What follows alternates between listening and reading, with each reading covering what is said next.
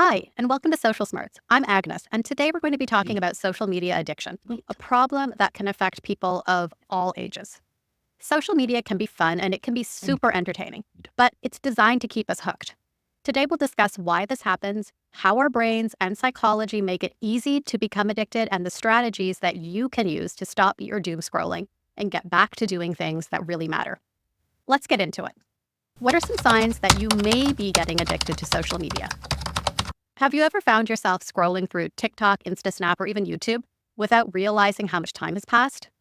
Or what about feeling like you had to keep checking your device to see if you had a notification, even though you were busy or doing stuff with family or other people?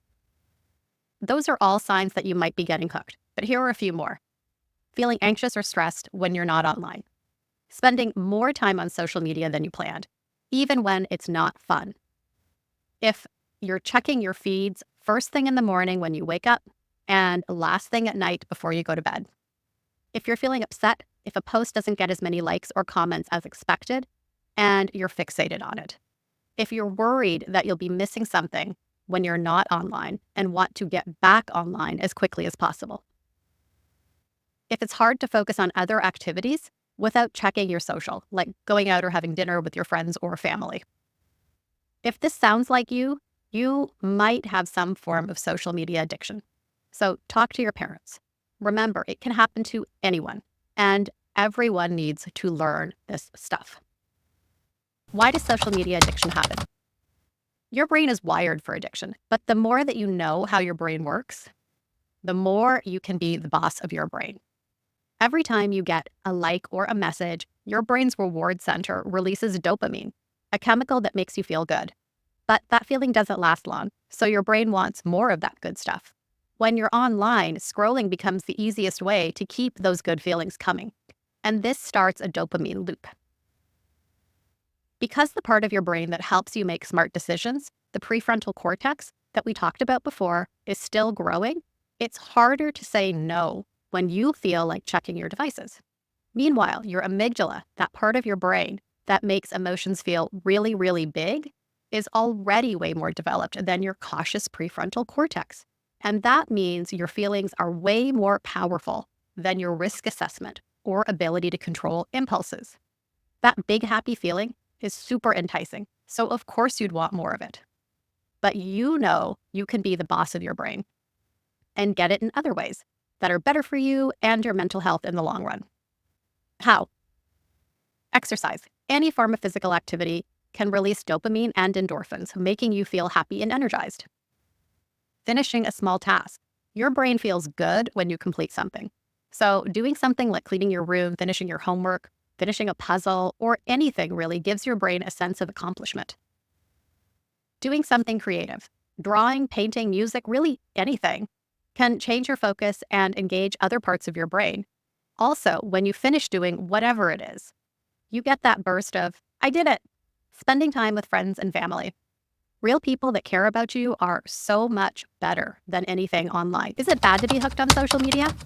It isn't good. Social media addiction isn't just about wasting time. It can really mess with your mental health and your real life. It eats up your time so you might miss out on other important things. And it can also make it harder to concentrate and stop you from doing things or getting enough sleep. And the more you use social media, the more it isolates you. It's kind of counterintuitive, but more time online can contribute to anxiety and loneliness and depression, even if you have tons of friends that are online. And it's because it's not real. Is social media addiction a big problem? Yes. Studies show that 10% of people around the world have some symptoms of internet or social media addiction.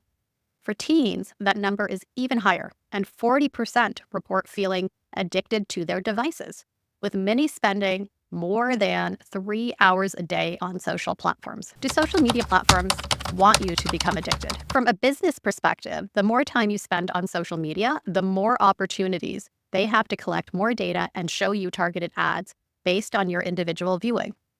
Algorithms predict what content you'll prefer based on what you've watched or liked or commented or searched before.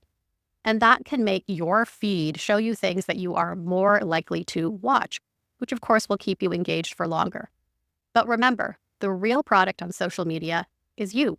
You create the content. You also view the content on social media, and they make money mining that data and selling ads or services to you. How do social media platforms keep you engaged? There are a lot of features that are useful, but they also play on your psychology. You know that ding your phone makes when you get a notification? It's like a surprise gift. And each time you get a message or a like, your brain gives you that tiny burst of happiness, that dopamine. And just like Pavlov's dog, you can be trained to respond to that ding and that dopamine reward.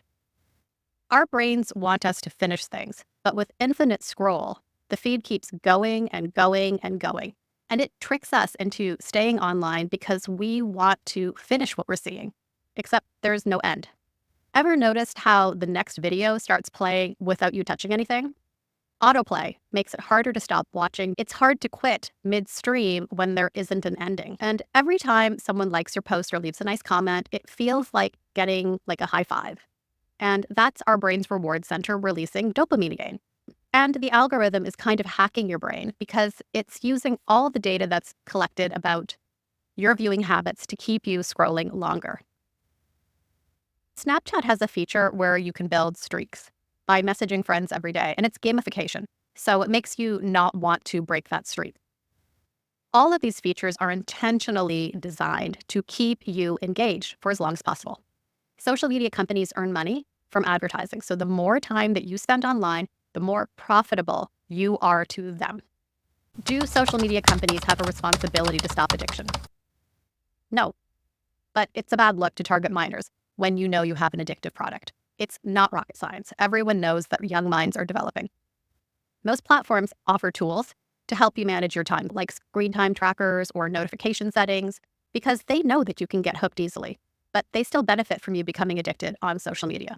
So knowing how features take advantage of your brain or psychology can help you recognize these features for what they really are, traps that you can avoid. What can you do if you think you may be addicted to social media? Set time limits. Give yourself a set time for social media and stick to it. Turn your notifications off. This is something that I did recently, and it was a game changer. Instead of rushing to check each time I got a notification, I'm the boss of my time, and I decide when I want to check. Keep your devices out of places like your bedroom or dinner table. Do a social detox and start small. Try cutting down a little bit every day until you can work your way off. Try something new. Spend time on things that you enjoy offline, like reading or riding your bike, just getting outside. All of these activities keep your brain happy in a healthy way. It's going to be hard at first to spend less time on social because you're used to it. It gets a lot easier, especially when you start doing things that make you happy. So what's the big takeaway? Social media platforms want you to spend as much time on them as possible. They make money by collecting data about you and use it for targeted advertising. Your brain is complex and still developing. And now that you know more about your reward system and how features on social media can take advantage of your psychology, you have the knowledge to catch yourself before you fall into those traps. Remember, you are the boss of your brain. If your life is becoming more online and less in the real world, you may need to shift that ratio. If scrolling feels more like a habit than a choice, it's time to take a beat. And this is why we're talking about this stuff, so that you have the knowledge and tools to make good decisions. I hope you learned something. Until next time, you got this. If you like this video, please like, subscribe, and share.